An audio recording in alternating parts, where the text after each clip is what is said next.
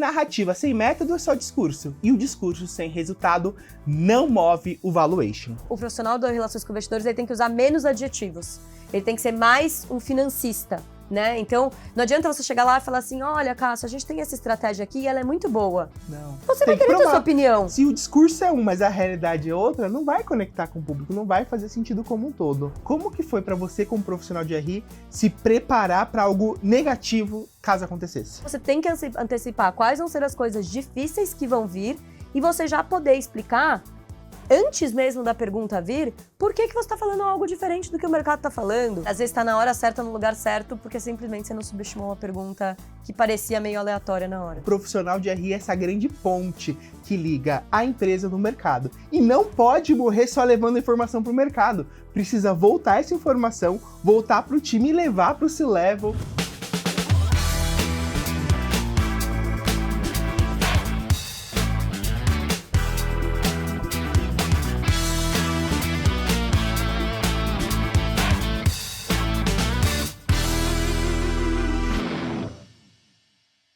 Olá, sejam bem-vindos ao IR Talks da MZ, o talk show dos profissionais de RI do Brasil. Eu sou Cássio Rufino, um dos sócios executivos aqui da MZ, e é sempre um prazer estar aqui conversando com vocês, trazendo esses profissionais de RI que movem o Brasil. Nos últimos anos eu desenvolvi o que eu chamo de metanarrativa financeira, que é a grande ciência de construir, controlar e escalar a narrativa que o mercado conta sobre uma empresa. Porque narrativa sem método é só discurso, e o discurso sem resultado não move o valuation. Aqui no IR Talks eu trago os profissionais que estão na trincheira, diretores de RIs, CFOs que estão construindo as narrativas no Brasil. No episódio de hoje, vamos falar com a diretora de RI e FP&A de uma empresa de beleza fundada em 1969, listada na B3, com operações em vários locais. Um dos casos mais ricos do mercado brasileiro recente. Helena Vilares, diretora de RI e financeiro, muito obrigado pela sua presença aqui hoje. Oi, bom dia. Obrigada a vocês pelo convite. Helena, compartilha com a gente como foi chegar aqui no RI, onde você está hoje. Foi uma jornada talvez um pouco diferente que o normal de profissionais de RI, né? Na verdade, eu comecei minha carreira em banco, comecei na parte de sell side, então em analista, né, de avaliação de empresa, e eu adorava o que eu fazia, na verdade, até hoje adoro. Só que com o tempo, conforme eu fui me desenvolvendo, conhecendo mais profundamente as empresas, peguei muitos ciclos de IPO, muitos ciclos de follow-on, de M&As, eu comecei a me questionar muito sobre como é que era do outro lado, né? Putz, gosto muito do que eu faço, gosto muito de avaliar, de ter a conversa com o management, de conversar com os investidores toda hora, mas e como é que é, de fato, tomar a decisão? Porque eu fico aqui avaliando como é que eles fazem tudo isso, mas na prática eu não fazia a menor ideia de como é que funcionava, né? Eu era muito próxima de muitas das empresas que eu cobria, eu sempre cobri consumo. Você cobria a Natura na época? Cobria a Natura, sempre cobri consumo no geral e sempre, até por ser talvez mulher, olhava muito beleza e moda até mais próximo, né? Porque era uma paixão minha de criança, assim. E aí eu, próxima das empresas, a gente começava a conversar, algumas vezes a empresa falava pra mim, putz, tô com alguma crise de comunicação, você não quer vir aqui ajudar e etc. Até que, oportunidades muito legais, mas no final, realmente, quando eu conversei com a Natura, acho que fez todo sentido naquele momento. A Natura estava começando o processo de simplificação, né, da companhia, então tinha um desafio muito grande em termos de comunicação, de complexidade, e aí eu realmente vi que eu ia conseguir ajudar eles nesse processo, né?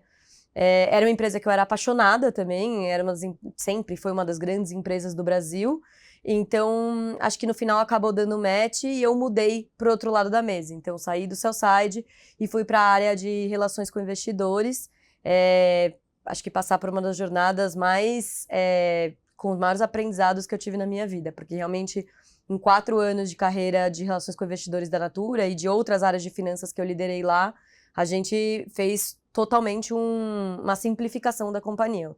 Uma simplificação que não foi fácil, exigiu bastante trabalho, mas acho que hoje em dia colocou também todo tipo de experiência que eu podia ter na cadeira de RI, feito num processo muito rápido. Então foi super legal, bastante desafiador e com muito aprendizado, e com muita ajuda tanto dos nossos profissionais da Natura, quanto profissionais do mercado de capitais mesmo, né? Investidores que vieram para construir, que vieram para ajudar, trouxeram feedbacks, pessoas de bancos também que assessoraram a gente, ou de sell-sides que a gente ouviu muito, então foi uma construção bem legal, assim.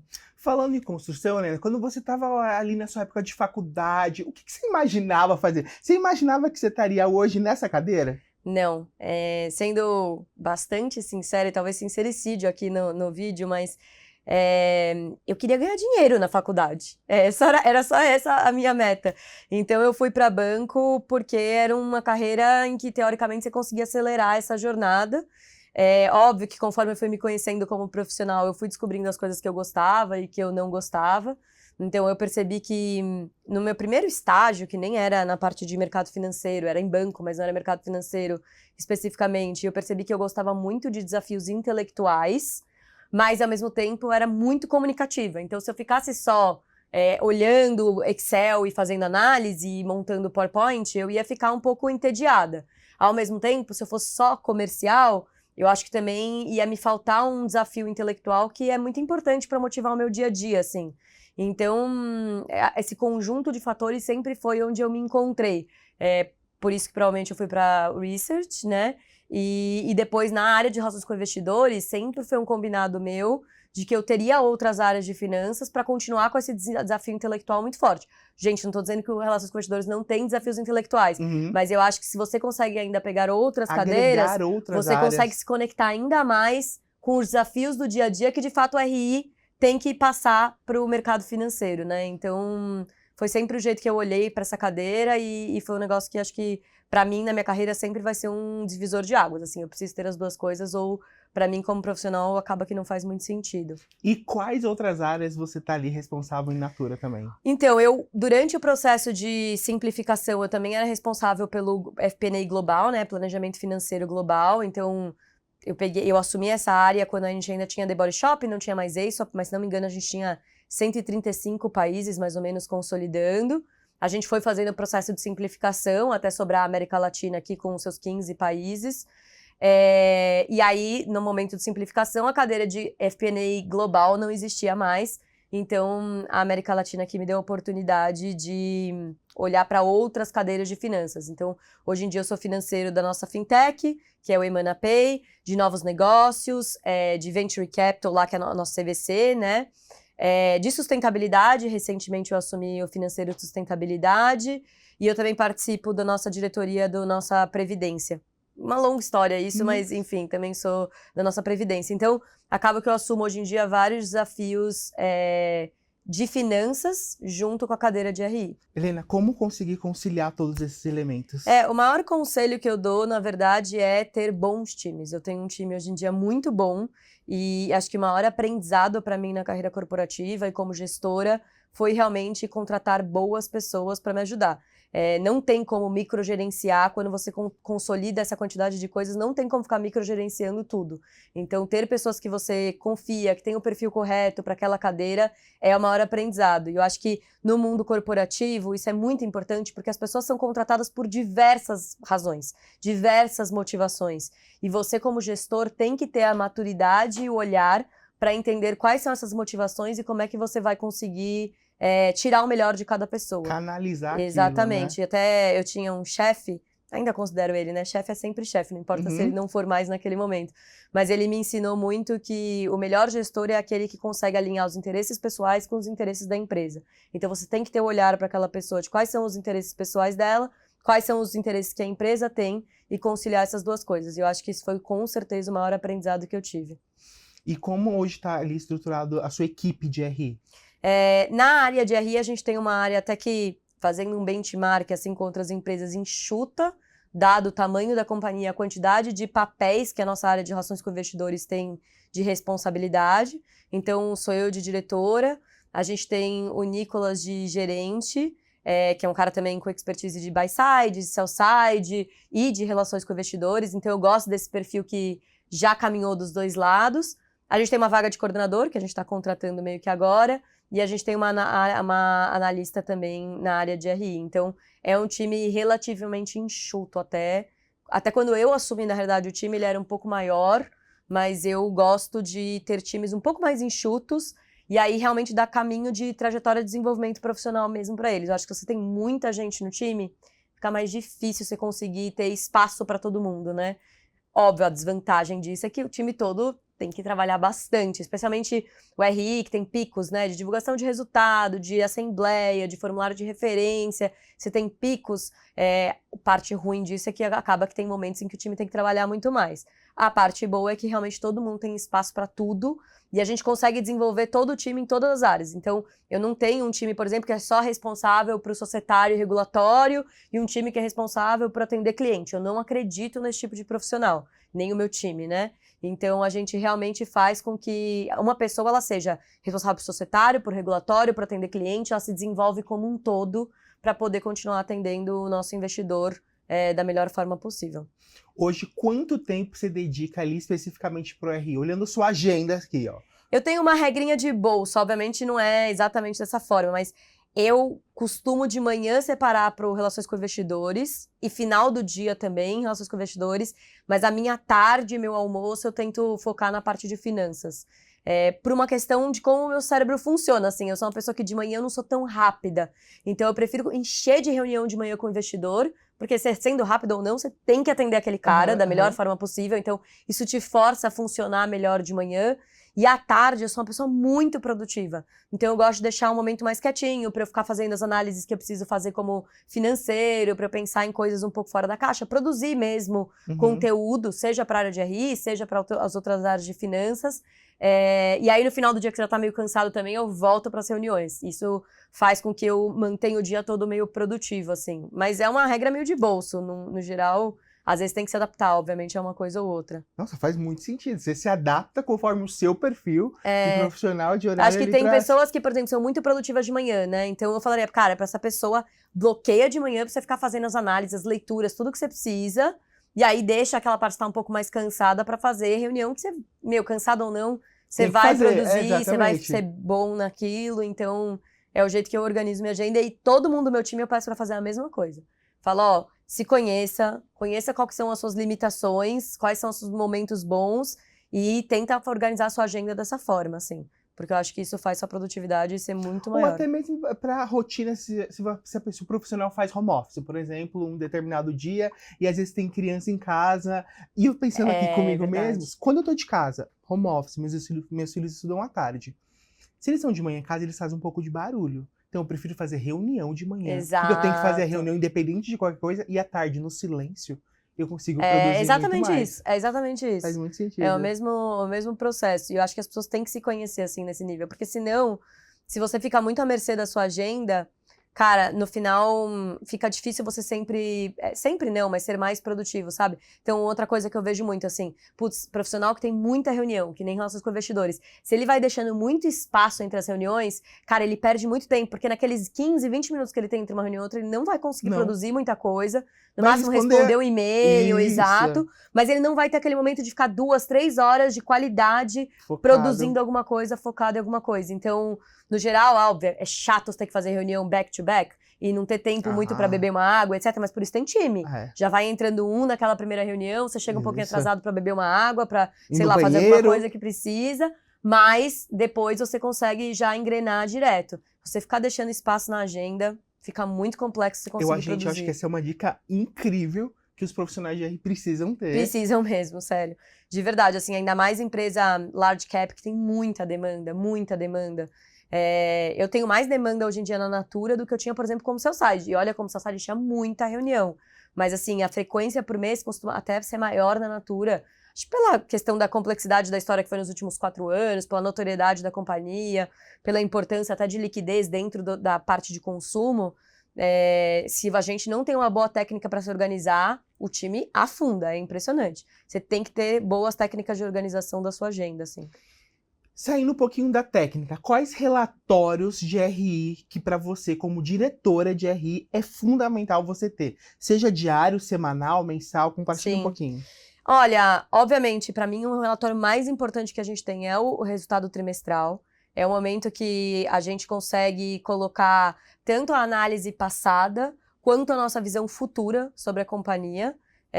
Então, eu acho que é importante você utilizar esse material que é público, que é distribuído entre todos os investidores de forma igualitária e que vai ter um call logo depois, né, que você publica isso, de qualidade também, para explicar eventuais dúvidas. Eu acho que esse é o relatório mais importante que a gente tem de comunicação. Mas, óbvio, um bom Investor Day também faz muita diferença, uma apresentação bem feita de Investor Day faz muita diferença. Eu gosto muito também da gente pensar em mini eventos, porque senão você chega no Investor Day e você quer falar tudo. Aí o que acontece? O Investor Day dura o dia inteiro. Só que hoje em dia ninguém mais tem tempo para passar o dia inteiro numa apresentação, né? A pessoa vai em um momento em outro, porque ela tá há muito tempo lá dentro, olhar para o celular, responder, olhar para a Ibov, olhar o que tá acontecendo. Não tem como, você vai perder a atenção dessa pessoa. Então, eu acho que faz muito mais sentido fazer Investor Day um pouco mais curto, tipo um período, uma manhã, uma tarde, um período mesmo. E, putz, não deu para falar tudo na profundidade que você precisa falar? Foca nos temas mais importantes e depois na profundidade dos outros temas que são mais periféricos, exatamente, você faz mini eventos. Chama para fazer um mini evento de 1 hora, 2 horas sobre um tema que não é o foco total, mas é importante também para crescimento futuro. Chama para fazer isso depois, de pouquinho, num momento em que o investidor vai estar focado só naquilo. Porque também o investidor, gente, ele divide a atenção dele também em uma carteira de muitas empresas, de muitas análises, muita complexidade. Então, também querer que ele absorva tudo em 3, 4 horas lá de reunião com o top management, não vai ser possível, né? Então, você fazer isso distribuir em doses homeopáticas, acho que às vezes faz sentido também. Vocês fizeram um grande evento, um grande Investor Day, recentemente até, vamos dizer assim. Com parceria de vocês.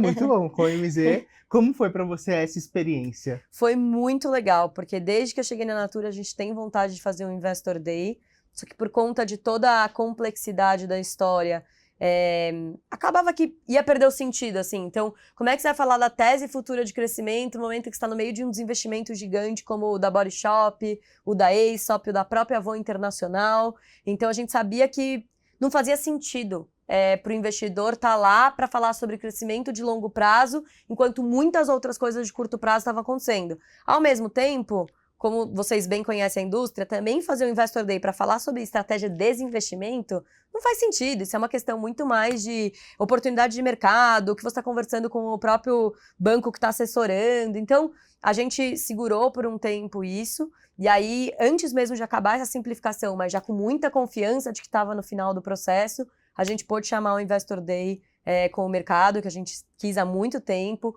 O Investor Day dentro de casa, lá em Cajamar. Lindo. Assim, uma coisa que eu, obviamente, sou muito enviesada, mas assim, que a gente realmente achou espetacular para poder passar agora o que é a nossa tese nesses próximos anos. E realmente é o que a gente está seguindo e é o nosso direcional para o crescimento futuro da companhia.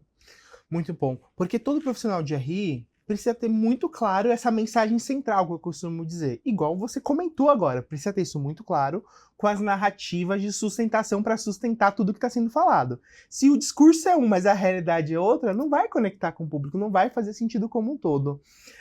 Após esse Investor Day, quais foram os reflexos que você sentiu ali no papel, na companhia? E eu acho que, até complementando o que você falou, assim, além de você ter que ter o discurso, de fato, alinhado com o que é, de fato, o dia a dia da companhia, eu acho que hoje em dia, cada vez mais, está sendo demandado do profissional de RI uma educação. Quando eu comecei no Sell-Side, por exemplo, tinha muito de que a empresa chegava dando a opinião dela, né? Então, putz, isso daqui é bom, isso daqui é ruim, isso daqui é um risco. E ela empurrava um pouco a opinião dela. Eu gosto de dizer que hoje em dia o profissional do mercado financeiro ele demanda muito mais uma educação de, cara, o que é o seu panorama? Qual que é a sua estratégia? Putz, então quais são os riscos que se envolvem? Quais são as oportunidades que se envolvem? E ele vai dizer o que é bom, o que é ruim. Eu brinco que hoje em dia o profissional das relações com investidores ele tem que usar menos adjetivos. Ele tem que ser mais um financista. Né? Então, não adianta você chegar lá e falar assim, olha, Cássio, a gente tem essa estratégia aqui e ela é muito boa. Não. Você vai querer ter sua opinião. Exato. Você vai falar, putz, não, e quem vai achar bom ou ruim sou eu. Isso. Você tem que me explicar o que você enxerga nessa estratégia. né? Então, cada vez mais, eu acho que o profissional de RI usa menos o adjetivo e mais, de fato, como é montada essa estratégia. Claro, né? No final das contas, como estamos falando de investidor, o cara é muito focado na planilha, no modelo, então ele vai querer um lado financeiro. Mas mesmo que seja uma análise de estratégia, de mercado, enfim, você tem que dar um panorama técnico sobre aquilo. E aí o investidor ou o analista de sell-side, ele é quem vai definir aquilo lá é bom ou ruim. Aquilo lá é algo que faz sentido para eu investir ou não. Então, essa é a forma como hoje em dia os meus times, eles se comunicam. Eles não vão ficar se comunicando via estamos confiantes ou achamos isso bom. É óbvio, um management, gente, que está colocando isso de fato em execução, ele tem que falar se ele está confiante ou não. Ele tem que falar, de fato, o risco ou não. Mas o RI mesmo, quando está lá sentado como cadeira de relações com investidores, você tem que ser um profissional o menos enviesado possível. Enviesado você vai ser, né? Você tá naquela empresa, você vai ser apaixonado por aquela tese, você vai ser apaixonado por aquela história. Mas você tem que ser o menos enviesado possível. E como que você tira esse viés? Você tira através de técnica. Você tira através de colocar conceitos técnicos para o investidor definir o que ele acha bom e o que ele acha ruim. E saber contar essa história da melhor forma, né? E saber contar a história da melhor forma. Com menos adjetivos, ó, tá aqui por causa disso, tá aqui os números, tá aqui a minha sustentação, e sabe que vou chegar aqui. Esse jeito que você falou é muito verdade, assim, é mais do que... É para conhecer cada profissional. Então, você vai ver que tem profissionais, e óbvio, isso no começo é muito difícil, né? Porque você não conhece aquela pessoa do outro lado, você não sabe se ela quer um negócio mais objetivo, um negócio mais narrativa, cada um vai ter seu jeito. Mas conforme você vai conhecendo os investidores, os analistas, você vai, de fato, percebendo qual que é o estilo daquela pessoa. E aí você tem que ser no estilo, você tem que se adaptar a sua comunicação para aquele estilo. Então, putz, você vai falar com um investidor, agora dando regras de bolsa, obviamente cada um é cada um, mas você vai falar com um investidor gringo. Ele quer a estratégia de uma forma muito resumida. E onde ele vai focar a pergunta é onde você tem que focar o seu tempo. Por um outro lado, o investidor brasileiro, ele, no geral, ele vai querer uma explicação um pouco mais completa, um pouco mais detalhada, e aí ele vai querer uma profundidade técnica sobre como isso reflete nas demonstrações financeiras, nos dados operacionais, enfim, muito profunda. Então, cada um vai ter o seu estilo. Até se você pegar entre paulistas e cariocas, você já vê uma diferença muito grande na forma de análise, etc. Então, você tem que conhecer muito o seu público para ir, conforme você vai criando uma relação de fato com essas pessoas, adaptando a comunicação para a melhor forma deles, né? Em toda essa sua trajetória, na hora que você construiu ali a sua mensagem clara, suas narrativas de sustentação, você acha que você teve algum inimigo comum na hora de preparar a mensagem? Você tinha medo que alguma coisa acontecesse? Como que foi para você, como profissional de RI, se preparar para algo negativo caso acontecesse? Isso é um negócio engraçado. Quando eu mudei, logo que eu migrei para a cadeira de relações com investidores, eu tinha muito mais receio sobre isso.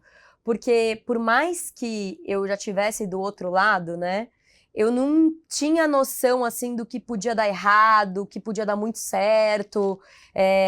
Eu não fui da escola tradicional de relações com investidores, então eu não tinha algumas coisas de capacidade, assim, tão claras, sabe? E isso, a experiência foi ótima, assim, porque conforme eu fui ganhando mais experiência mesmo, e acho que isso, a história da Natura ajudou demais, assim, o fato da gente ter tido muita coisa que aconteceu num período muito concentrado de tempo, isso ajudou a ter muita experiência, muito rápido. Eu fui criando muito mais know-how de saber, putz, aqui isso daqui tá com uma cara de que vai dar errado, isso daqui tá com uma cara de que vai dar certo.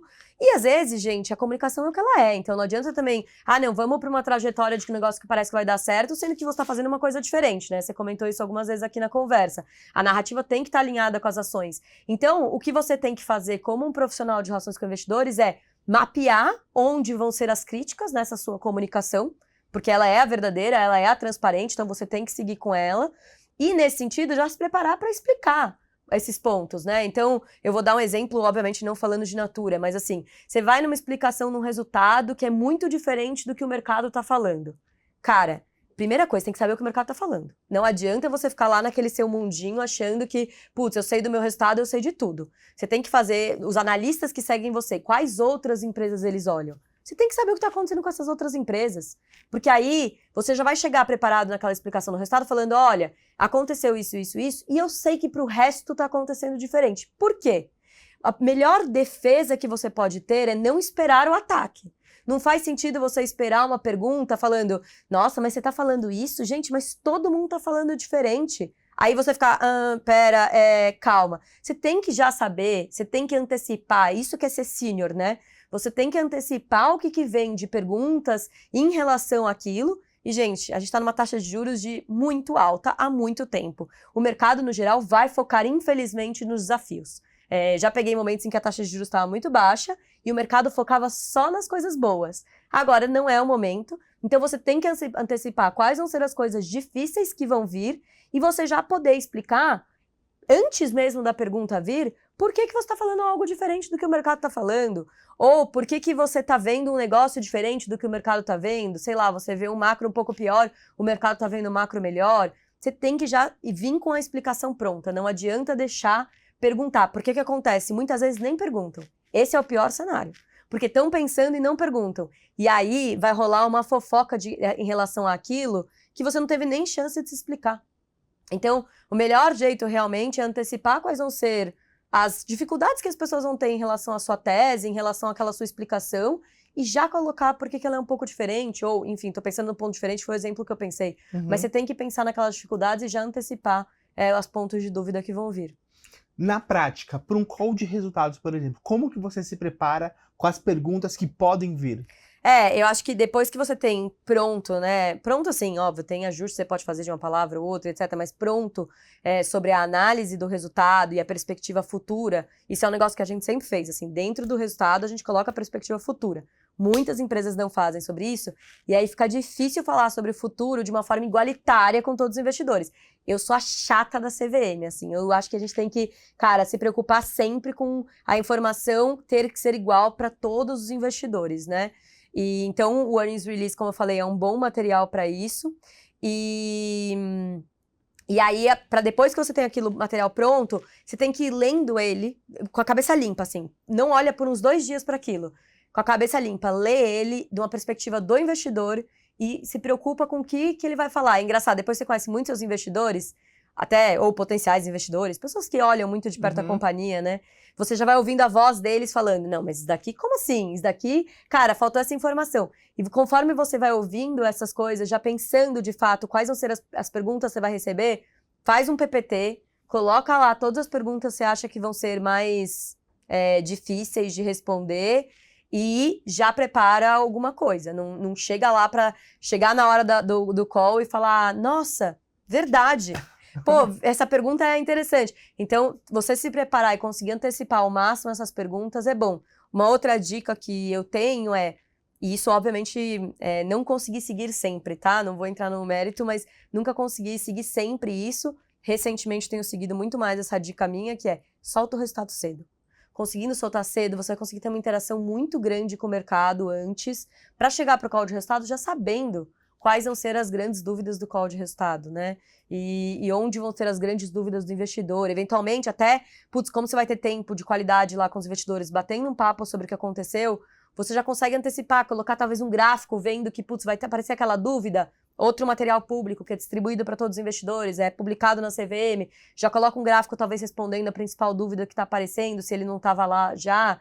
Então, dá tempo ainda de você conseguir ajustar para ir para o call de resultado cada vez mais pronto para aquele momento.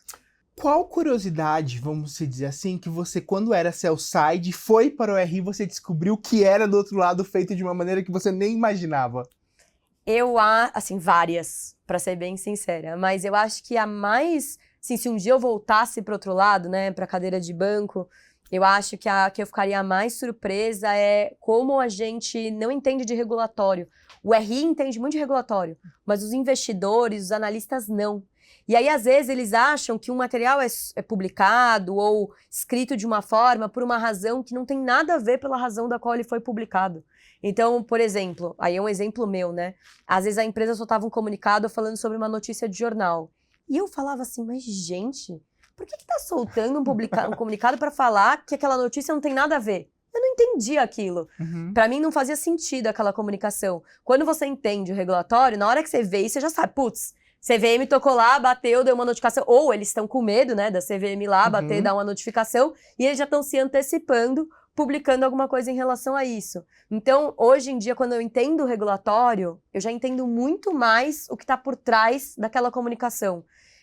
Que na época, assim, obviamente, você lê entre linhas, né? Parte do papel do analista leu entre linhas, mas na hora que você conhece o regulatório, você consegue ler muito melhor cada comunicação da companhia. O próprio... Você perguntou uma outra hora e eu até esqueci de responder sobre isso, assim, quando você falou de vários documentos quais são importantes, a gente focou o que eu realmente acho que são os mais importantes, mas existe o formulário de referência. O formulário de referência é um documento que, no geral, os investidores locais, né, do Brasil não leem tanto, porque ele virou um documento regulatório. Ele é um documento, hoje em dia, muito mais escrito por advogados para proteger a companhia de que ela, de fato, está seguindo todas as regras, do que, de fato, uma informação para o investidor. Isso eu acho uma pena, assim, porque, na verdade, o formulário de referência, ele poderia ser um negócio super rico para o investidor. Só que a gente já tem tanto medo desse regulatório, né, que acaba que fica um negócio super advogado, assim. Você lê aquilo lá, é um técnico de advogado, então... A gente tenta, pelo menos, no nosso formulário de referência, ter um mix aqui entre, trazer uma informação de fato de qualidade, por exemplo, dados de mercado. É uma hora para você trazer a sua perspectiva do modelo de indústria no seu documento. É super importante isso, pode ser super rico para o investidor isso. Mas, ao mesmo tempo, você tem que tomar todos os cuidados que seus advogados vão pedir e estão certos em pedir, né? Regulatório também é super importante. Mas eu acho que tem alguns documentos que são importantes nesse sentido, sabe? E é um material muito bom pra gente transformar isso pra rede social também, enfim, pra comunicação, pra ajudar a comunicar. Tudo tá lá, é público, é oficial, você pode falar da sua vantagem competitiva, tá lá, fatores de risco. Tem muita coisa no documento que realmente fica só guardado lá na CVM e no site de RI, né? Exatamente. Então, a gente precisa fazer isso, acho que melhor, assim. É um desafio para o profissional. Outra curiosidade, vamos colocar aqui nesse elemento. Na época de sell-side, você conseguia acompanhar todos os calls que aconteciam ao mesmo tempo, ler tudo? Como que você se preparava lá atrás? Vamos lá, fazer um exercício lá atrás. Como você se preparava para a época do earnings season? Não. Sendo bastante sincera, não. Mas, no geral, acho que... Assim, se no dia tem alguns resultados, 3, 4, você ainda consegue se preparar para todos, né? Acho que, o cérebro ainda aguenta 3, 4 resultados. A partir daí, já começa a ficar uma mistura de resultado na sua cabeça que você não sabe muito. Então, é a mesma coisa no final que eu acabei de falar sobre times corporativos.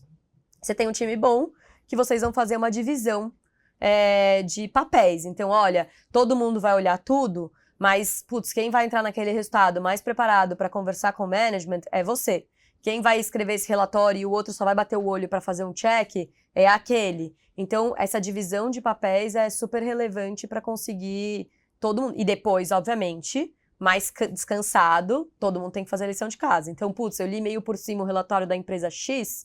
Agora, no momento em que já acabou esse resultado, ou que já deu uma acalmada no momento da época de resultado, pega essa empresa e lê mais no profundidade. Não dá para você não abandonar a cobertura de uma empresa. Mas é óbvio que cada um tem sua especialidade, que nem eu comentei com você. Eu era muito focada em beleza e moda, porque meu time, no geral, eram times mais masculinos, que para eles a realidade de beleza e moda é algo diferente, né? Muito mais algo financeiro do que, de fato, eles conseguirem olhar e falar, não que eu seja, a guru de moda, mas assim, que eu consegui olhar e falar, essa coleção faz mais sentido, essa collab faz sentido, não faz? Até na questão de moda, né? Aquela embaixadora, de beleza, desculpa, aquela embaixadora faz sentido, não faz?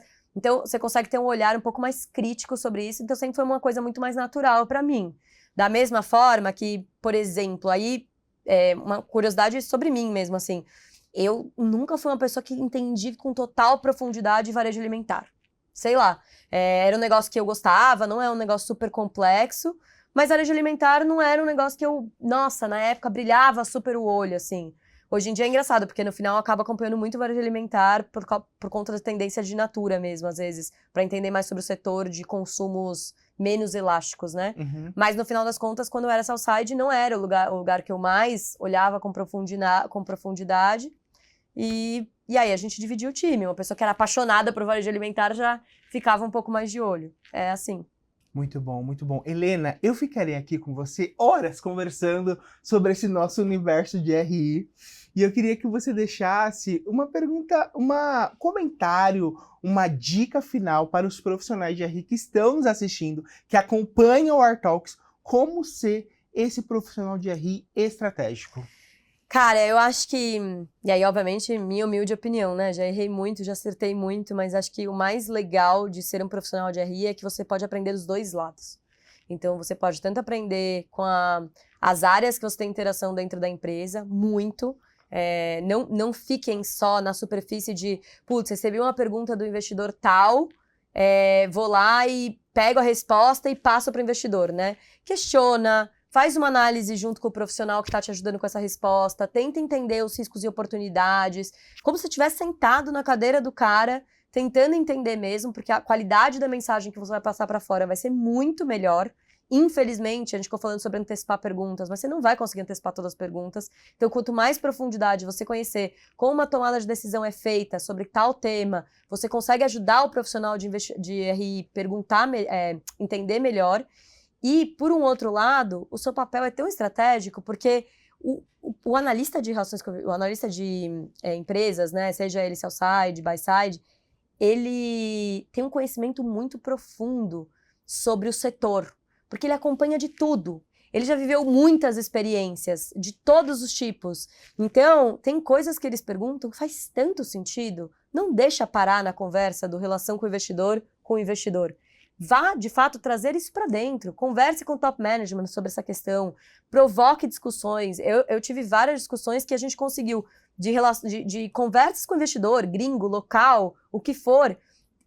Pensar em análises que viraram análises que foram para o conselho e que viraram em aprovações de decisões da companhia. Então, o investidor ele é muito inteligente. Ele conhece muito. Não subestime isso. As coisas legais têm que ser trazidas para dentro também. Não só você trazer de porta para fora a informação, mas trazer as críticas legais, análises legais também para dentro. Eu acho que esse foi, de fato, o maior aprendizado que eu tive. E, obviamente, conhecer o seu público de forma estratégica para se comunicar melhor com cada público, né? Isso é tanto interno quanto externo, mas é óbvio que, no final, o que mais transparece é o externo.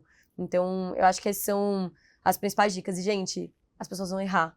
Admite que você errou. Não fica tentando ensaboar, sabe? Tipo, não, é porque a gente fez daquele jeito. Cara, errei, não tinha experiência naquele momento para fazer aquilo, ou não previ aquela situação daquela forma. Tá tudo certo, todo mundo erra. Então, não tenta muito tornar bonito uma situação que, sem querer, deu errado e tá tudo certo. Eu acho que isso também foi um aprendizado que eu tive muito grande, assim. Errei várias coisas, aprendi a ajustar. Não dá pra ficar errando a mesma coisa várias vezes, mas uma vez ou outra acontece e acho que você tem que ter a humildade de saber onde errou, ouvir os seus principais parceiros, seus principais, tanto internos quanto externos, que realmente você vê que o cara não tá lá só pra tacar pedra, né? Tá realmente fazendo críticas construtivas, tá querendo que o trabalho melhore. Ouve essa pessoa com o coração aberto mesmo, não pega a crítica pra você não, ouve e faz os ajustes necessários. Eu acho que isso também é um negócio super importante. E até um negócio que eu vim pensando quando eu tava vindo pra cá no trânsito, eu fiquei pensando muito sobre o fato de que às vezes perguntas podem parecer bobas em um dia, são super valiosas no outro. Então não subestima também uma pergunta. Eu tenho um exemplo muito claro, assim, quando eu comecei na Natura, um primeiro investidor que ele nunca olhou para a Natura, ele estava num papo com ele e ele perguntou sobre risco sacado. E, gente, na época esse era um não assunto, tá? Não, foi antes do risco sacado ser um tema. E eu, obviamente, o meu time até virou na época e falou, pô, mas daqui nem é tema para a Natura e tal. Eu falei, gente, mas vamos procurar? Vamos saber? Mesmo que não seja um tema, assim, a gente já aprende alguma coisa e legal. Não é que 3 meses depois, risco sacado virou o maior tema do mercado e quando ligava a gente já estava super preparado para responder, então não ficou tendo muito burburinho, porque a gente já sabia muito de risco sacado por uma pergunta assim, de um investidor que nunca tinha olhado o case, fez uma pergunta de um conhecimento dele aleatório e se você não subestima aquilo e torna tudo aquilo conhecimento, cara, às vezes está na hora certa, no lugar certo, porque simplesmente você não subestimou uma pergunta que parecia meio aleatória na hora, assim. Helena, muito obrigada, assim, foi incrível esse seu último comentário, e é o que eu sempre falo, o profissional de RI é essa grande ponte que liga a empresa no mercado, e não pode morrer só levando informação para o mercado, precisa voltar essa informação, voltar para o time e levar para o C-Level, para realmente ser estratégico, isso mesmo.